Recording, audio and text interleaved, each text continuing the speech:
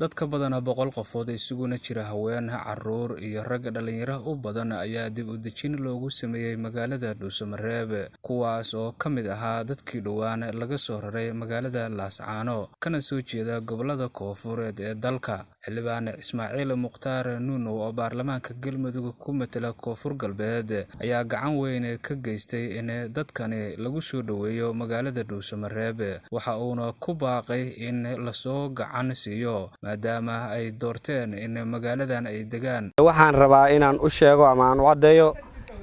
dadkaan halkaan joogo oo maanta aan halkaan aniga aan ugu talagalay inaan qado ku siiyo maalmahan oo dhan waxay saarnaayeen dadka walaalaha oo deegaanka ay midba mid la casheynayeen la qadeynayeen marka intoodii ugu badan way tageen inta hadda nala joogtana waxay codsadeen ama ay codsanayaan ama ay dalbanayaan in ilgaara lagu fiiriyo dib u dejin loo sameeyo oo maamulka Galmudug ugu horeeyo maartay gudoomiyaha iyo maartay caasimada dhalinyarada ururka jooga waxay u baahan yihiin in si ilgaara loogu fiiriyo meesha macna inay la qabsan karaan in kala way arkeen haddana waxay rabaan in dib u dejin loo sameeyo marka maamulka ugu horeyntii maamulada maamul goboleedyadu dawladda federaalka beesha caalamka ummadda islaamka Soomaaliyeed ee dal iyo dibad meel walba ay ku nool yihiin waxaan rabnaa dadka Soomaaliyeed oo la soo barakiciyo meel kasta ay joogaan iyo meel kasta ay tageen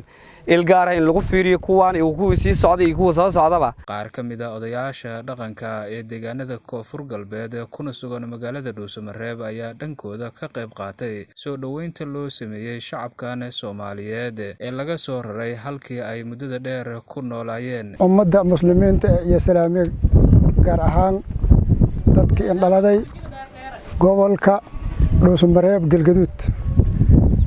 onan ma ku midna odayaalkii oo markaas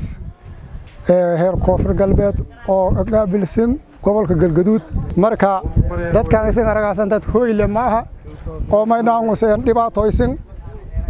maamulka may ku codsadaan in dadkan dib u dejin sameeyo meel ay ka hooyadaan leen sameeyo meel ay degaan leen suubiyo oo garabnina siiyo maamulka iyo caalamkuba iyo maydhaanuseen maamulka federaalka intaas iyo ku codsadaan iyo wixii muslimiin ee markaas dadkan oo maydhaansu wal intara korto inay soo caawiyaan marka ma baahnaa dadka muslimiinta iyo walaalahayna reer Galmudug mas'uuliyiinta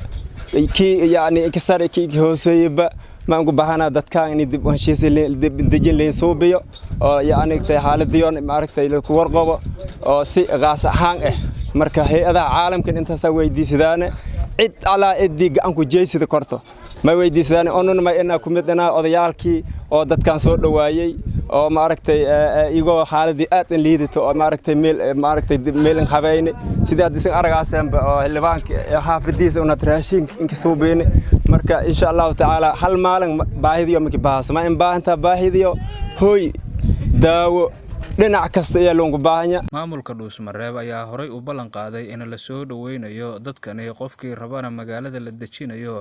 waxaana wali si isdaba joog ah wadada ugu socda gawaarida xamuulka ah ee dadkan soo daabulaya. Maxamed Cabdi Maxamed warbaahinta qaranka Dhuusamareeb.